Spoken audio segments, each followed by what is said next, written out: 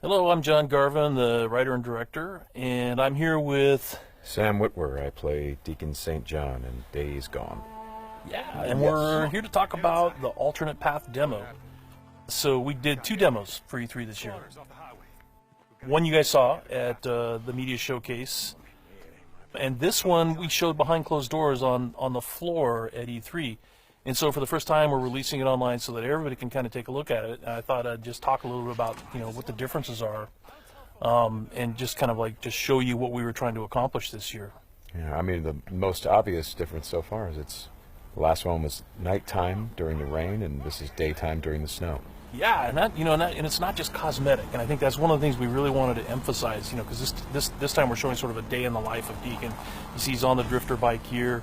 We wanted to show a little more of the bike riding and how the weather can kind of impact that. So we have this drifting mechanic, right? You see him kind of slipping and sliding around a little bit. Changes the handling of the bike. That's really interesting. Now, there were wolves there last time, John, and these wolves would pursue you down this road, and then Deacon had to turn his back, shoot a wolf, and he got clotheslined right up there, didn't he? Yeah, exactly. So this time you see that he wasn't being chased by the wolves. That's a dynamic event that can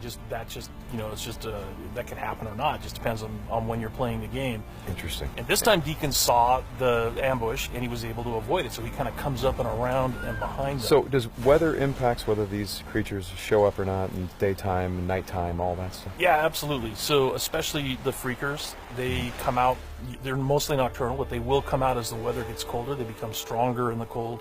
Right. And so that will, again, kind of change up the way the game plays. That's very, very...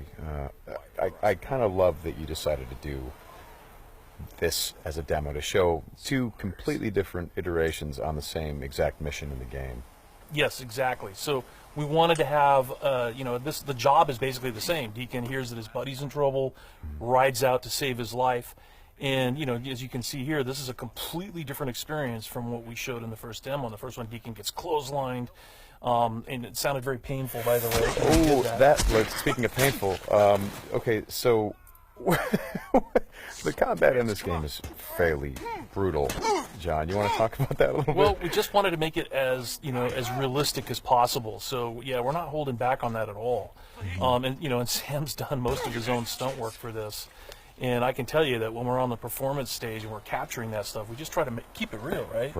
Right. Well, right. There was sort of a decision made at some point. I've been on the project for what, 2 or 3 years now? Yeah, I think 3 years. And so early on, I think there was a more, what were we? It was more Kurt Russell and sort of a two-fisted thing, and then it turned into, hey, let's take this quite seriously. And what that required is a lot more. Taking this combat stuff and showing the horror of the violence that happens and were this type of circumstance to take place. I mean, realism, weirdly enough, is the thing we keep going back to when it comes to not just the stunts, but also the performance style. I think, it was very important that it doesn't seem like a bunch of actors, saying lines. It was all very incidental. And we wanted the world to sort of reflect that as well. So you saw there that, Deacon broke into that emergency vehicle and found some supplies. So this is what we're calling our survival vision. So you saw that earlier when he was looking at Manny's bike on the ground. And it's just kind of a way of seeing tracks in the world and sort of imagining what might have happened. And here I just wanted to point out that you're seeing in this part of the demo that there are freakers there. There weren't there before because it wasn't snowing. It was, and it was getting lighter out. It wasn't getting darker like it is. And so, it changes up the way you can play through the level. And what is this? We call this the meat wall. The meat wall. Yeah, and it's not just there, to make the guys who put them up to seem evil. They're there for a purpose because, again, freakers are living creatures. They eat. That's their primary thing. They want to eat. And so you hang these dead freakers up, and any freaker, rather than coming into their camp like you see here, they would actually stop and snack. Yeah, exactly. Yeah. And then the same thing with this freaker that they've hung upside down. There's a bear trap underneath it, and they use that because a freaker will come, be attracted to the meat, and then hit that trap. Interesting. Another thing you just saw, by the way, is that tin can. The tin can trap that you that's an alarm that the Marauders will put up. And this is, again, some of the things that Marauder camps just do. And you find these Marauder camps throughout the world. You'll find traps like that, and then if you're careful and you're paying attention, you can avoid them. Because in the first demo, Deacon didn't avoid it, and he set off that alarm. Right. Now this is the same tactic he used last time. Throws the rock to get someone to lure him over and have him step in the bear trap. But this one plays out a little bit differently than last time. One of the things that struck me, and we've talked about this obviously as we've shot, but there's an effort of the other Marauders to get this guy to shut up, and he won't. Yeah, and so in the first demo, Deacon's heading on down the trail, and you can hear that happening behind him. Right. And this time we're showing what happens. So, he's watching everybody react to this poor guy trapped in the in that bear trap, and she just is like, shut up, shut up, shut up, and then just loses it and shoots the guy. Right. Right. And of course, in the meantime, Deacon is crafting a Molotov and just takes them all out. Right. Oh boy, this dude! Ow! Ow! So again, it's like in the previous demo, Deacon would have gone off to the trail down to the right. This time he's going to head this way. He follows the tracks, and comes under a sniper attack. Now let me ask you something about the survival. Okay, there's a sniper attack coming, but the survival vision is, if you don't say upgrade your survival vision, can you miss clues? I mean, are there things that you would get if you upgraded your survival vision that would help you complete the mission better? Exactly, and you have to, we have a whole skill tree, and it's all tied to the experience that you can earn as you're just playing through the game, and then you can upgrade those things. What's happening here? We got a freaker tied to a tree. Yeah, so this is another type of trap that Marauders will set. They will set, they will basically chain freakers to the perimeter of their camps, and they use them as kind of an alarm system. And then that, you saw that Marauder there. He was just tormenting the poor freaker, and then so Deacon kind of takes advantage of that. Well, and you think for a moment that Deacon is the guy, he's sort of helping the freaker by, getting the guy that taunted him. Is like, no, and then he's going to take the freaker out right afterward. Exactly. And this is a bit of silent sniping using the crossbow.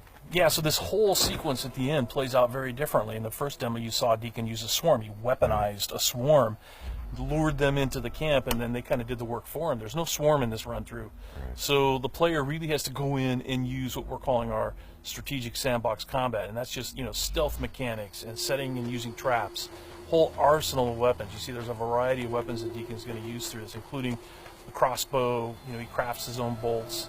And he's got to figure out how to get up to Manny, just using his combat skills instead of doing it strategically. So straighten me out. Those bonfires, were those there in the previous demo? No, they weren't. Right. So that's another big difference. Is that if you come here during the day, it's like in the media showcase demo, there was like kind of a fight club thing going on. Right. They were punching each other, and everybody was just sort of getting into it. Nobody's really paying attention to what's going on. Yeah. And now it's getting dark and it's cold out. So they built these bonfires. So.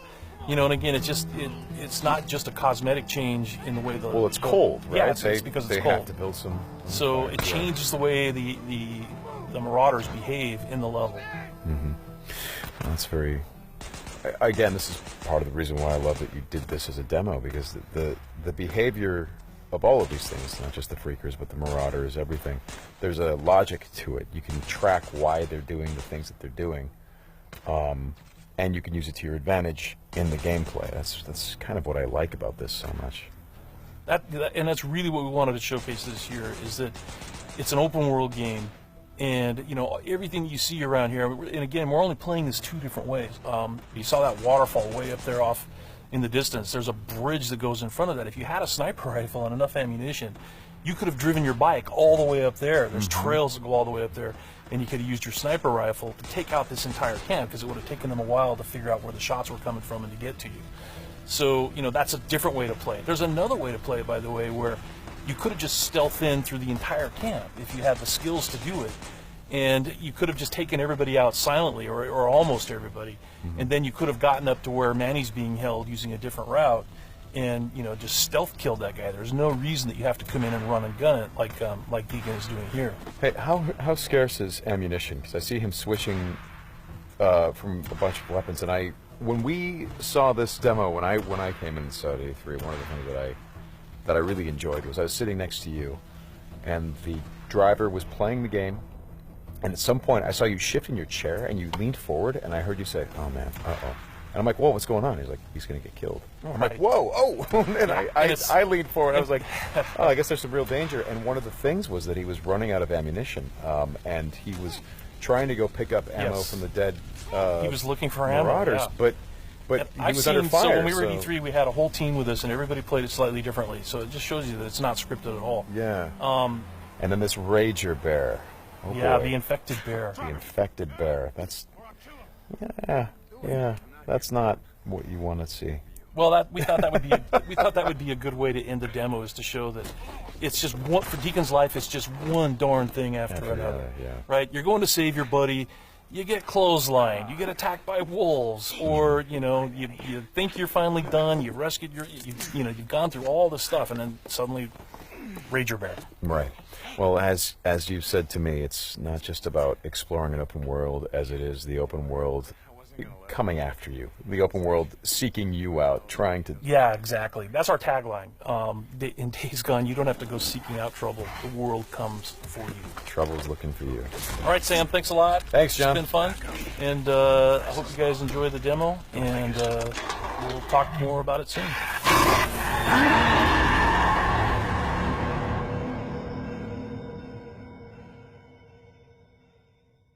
PlayStation